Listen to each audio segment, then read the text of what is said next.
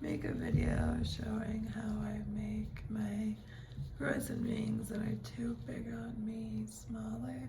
This one is significantly too big on my fingers, so I thought it would be a good one to start with.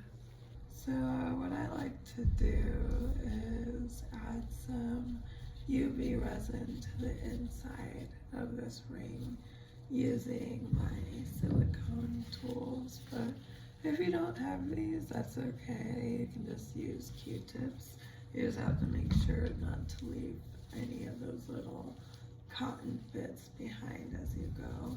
And I just try to apply a small amount of resin all around the inside. Then as much as I can, I smooth it out and I hit it with my UV lamp. And the only thing about this is you want to make sure not to add too much resin too quickly.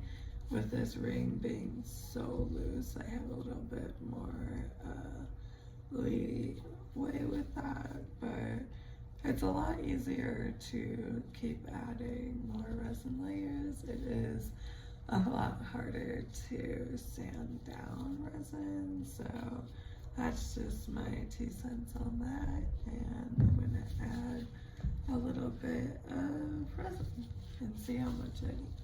Now that I added a little resin to my heart molds container, I'm gonna dip my silicone tool in it and start working around the inside of the ring until I like the amount of built up.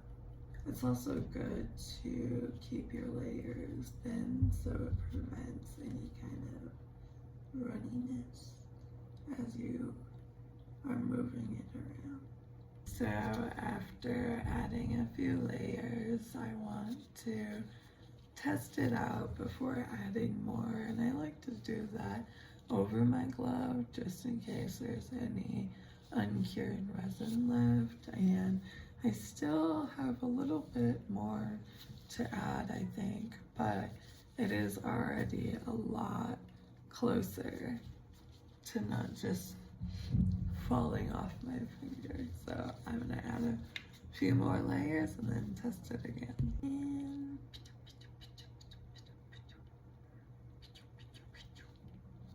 it's getting close, I can tell.